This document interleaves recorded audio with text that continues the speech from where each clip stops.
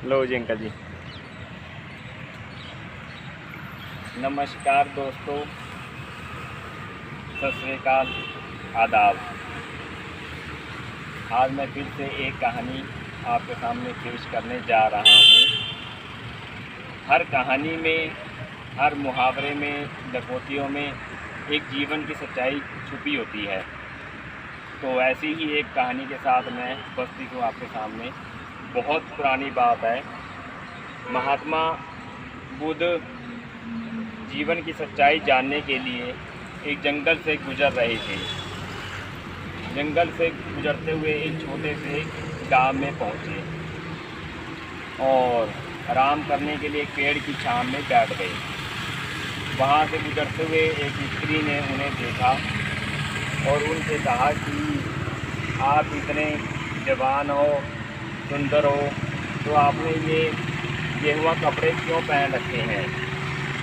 महात्मा बुद्ध ने कहा कि मैं जीवन की सच्चाई ढूंढने के लिए जंगल में निकला हूँ। इंसान पैदा होता है, फिर बच्चा बनता है और फिर यौवन में आता है, फिर बुजुर्ग हो जाता है, उसको बीमारियाँ घेर लेती है और फिर उसकी मृत्यु हो जाती है। तो ये सब क्यों होता है? ये सब कौन करता है? इसी की खोज में मैं निकला हूँ। वो स्त्री उनके विचारों से बहुत प्रभावित हुई और उसने कहा कि आप मेरे घर पे खाने पर आइए। और वो उनको अपने घर पे खाने पे लेके जाने लगी। तो सभी गांव वालों को इस बात का पता लग गया कि ये स्त्री एक महात्मा को खाने पे लेके जा रही है। सभी लोग इकट्ठा हुए और महात्मा बुद्ध से कहा कि ये स्त्री चरित्रहीन है, इसके घर खाने पे मत जाइए। महात्मा बुद्ध को उनकी बात पर विश्वास नहीं हुआ और गांव के सरपंच को वहां बुलाया गया।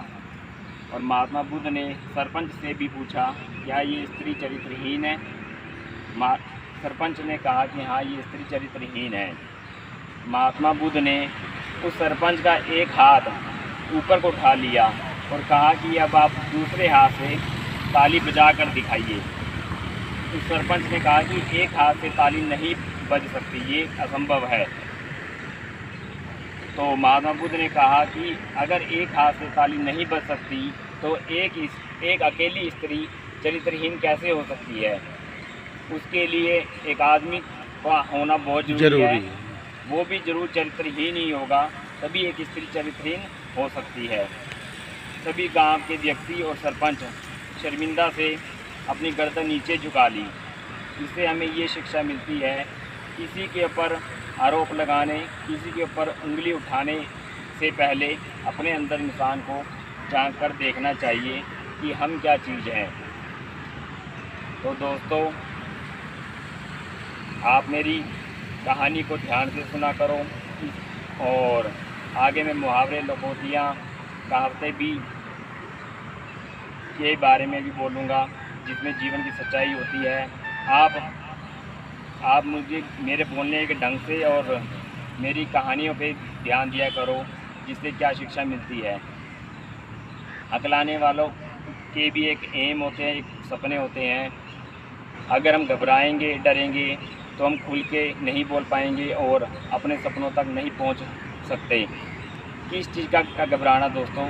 बोलने के लिए घबराना नहीं चाहिए। हम कोई गलत काम नहीं कर रहे। गलत काम करने वाले चोर भी गलत काम करता है जब उसका दिल खुला होता है। वो डरता नहीं है। अगर वो डरेगा तो वो चोरी कर ही नहीं सकता कि पुलिस मुझे पकड़ लेगी, मुझे मारेगी। उनका दिल खुल चुका होता है। हमने किसी का कुछ कर्जा नहीं देना, ना किसी से कुछ लेना है। ये तो मोह माया है, ये तो लोग हैं, लोगों का काम है कहना। हमें सिर्फ अपनी बात रखनी है, हमें खुल के बोलना है ताकि हम अपने सपनों को पूरा कर सकें। दिल भी घबराएगा, डर भी लगेगा, सब कुछ होगा, मगर ऐसे ही धीरे धीरे बोलते जाना है और एक दिन हमारी अच्छे से प्रैक्टिस हो जाएगी और हमारी ये आदत हकलाने की छूट जाएगी। थैंक यू दोस्तों।